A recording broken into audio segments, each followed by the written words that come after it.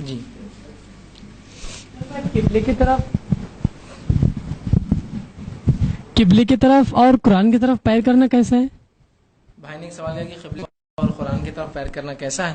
تو دیکھیے سب سے پہلی چیز تو یہ کہ قرآن کی طرف پیر کرنا بہرحال درست نہیں ہوگا، اس لیے کہ وہ اللہ کی کتاب ہے اور اس کی اپنی اہمیت. جس سے مراد یہ کہ اگر وہ رکھی ہو کسی سمت، وہ الگ بات ہے، آپ پیر کر سکتے ہیں، سیدھا اس کے سامنے آپ پیر مت کیجیے. مثال تو قرآن نیچے رکھا اور آپ پیر کر رہے ہیں، یہ تو درست نہیں. قرآن کسی سمت رکھا ہوا، ڈائریکشن میں رکھا، سمجھو اوپر ریک میں، وہ لوگ بولتے پیر ادھر مت کرو گے تو قرآن ادھر ہے، وہ تو کوئی بے حرمتی نہیں، اس لیے کہ وہ سمت میں رکھا ہوا ہے اور اس سمت کی طرف پیر کرنے سے کوئی برا نہیں. لیکن اگر خاص سامنے رکھی ہوئی مصحف تو تب تو آپ پیر نہیں کریں گے، اس لیے کہ اس کی مصحف کی جب وہ فزیکل فارم میں ہوتی ہے اس کی بڑی حرمت ہے، یاد رکھیے اس کی اپنی اہمیت ہے.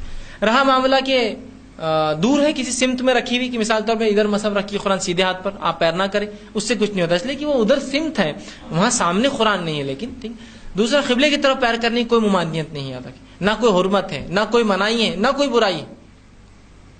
اس لیے کہ قبلے کی طرف پیر ہوں گا تبھی تو قبلے کی طرف میرا منہ ہوگا. آپ سے فرماتے ہیں قبلہ ہمارے زندہ اور مردہ دونوں کا قبلہ ہے. کعبہ ہمارے زندہ اور مردہ دونوں کا قبلہ ہے نا، ہے نا. اور کوشش یہ ہونا چاہیے کہ ہمارا زیادہ سے زیادہ وقت چہرہ قبلے کی طرف ہو. نماز میں تو ہوتا فرض ہے، قرآن پڑھتے وقت بھی کرنا چاہیے، دعاؤں کے وقت بھی کوشش کرنا چاہیے، ضروری نہیں ہے، نماز میں تو فرض ہے. دیگر عبادتوں میں کوشش کروں کہ میرا رخ قبلے طرف. اسی لیے ہمارا جب مردہ جو انسان مر جاتا ہے تو میت کا پیر قبلے طرف کرتے، تو پیر نہیں کرتے قبلے طرف، منہ کرتے ہیں، اس لیے کہ جب بھی اب میت کو اٹھائے جائیں گے نہلاتے وقت تو اس کا منہ قبلے کی طرف جائے. اور اگر کوئی انسان اس نیت سے رات سوتا ہے قبلے کی طرف پیر مطلب منہ کر کے کہ اگر مر جاؤں رات میں تو صبح اگر کوئی اٹھائے تو اسی طرف منہ، تو یہ بھی درست ہے. تو کوئی ممانعت نہیں، کوئی حرمت نہیں، کوئی برائی نہیں. اب لوگوں کا عجیب مسئلہ ہے، کسی چیز کو برائی سمجھتے، کسی چیز کو بھی اچھا سمجھتے. حدیث میں بیان کیا گیا جس چیز کی حرمت اور برائی ہے وہ ہے قبلے طرف دیکھ کر پیشاب پیخانہ نہ پیٹ کر کے نہ منہ کر کے کرنا چاہیے. جب میں پیشاب پیخانے کو بیٹھوں بیت الخلاء، نہ میری پیٹ ادھر ہو نہ میرا منہ ادھر ہو، وہاں تو کوئی حرمت نہیں. کوئی سوچتا پہلے قبلہ ہے کہ ادھر میں پیشاب کھڑا ہو رہا ہوں کسی جنگل میں ہوں، راستے میں سما بس کدھر ہی بس کھڑے ہو کر شروع ہو گئے. جانوروں کے ایسا ہی معاملہ ہے لوگوں کا، وہاں نہیں ہو رہا. قبلے کی طرف آپ نے تھوکنے سے منع کیا، تو وہاں تو کوئی دیکھتا نہیں، کدھر تھوک دیا آپ نے، بس دیکھ رہے نہیں آپ قبلہ کی طرف. اب جو منع نہیں کیا اس کی حرمت ثابت کرے، پیر نہیں کرنا قبلے کی طرف. عجیب بات ہے، پیر نہیں ہوں گے تو منہ کیسا ہوگا میرا ادھر؟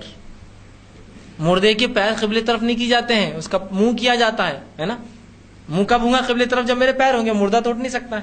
تو لہٰذا اگر کوئی اس نیت سے، یہ بھی میں کہتا ہوں اگر سوئے اور یہ کہے کہ اگر میں صبح اٹھوں تو اٹھتے ہی میرا منہ قبلے طرف ہو، بہت اچھا کام کیا اس نے، کوئی غلط نہیں. تو نہ اس کی کوئی حرمت ہے، نہ اس کی کوئی برائی ہے، نہ کچھ. اب بہت سے لوگ لکھتے ہیں جو بات عوام میں برائی کا معنی لیا جائے یا لوگ عوام اس کو برا سمجھے تو وہ بات بھی جو ہے اس سے احتیاط کرنا چاہیے. اب میں کہتا ہوں تھوڑی دیر عوام جو ہے توحید کو برا سمجھیں گی تو کیا ہم سب شرک کرنے لگ جائیں گے؟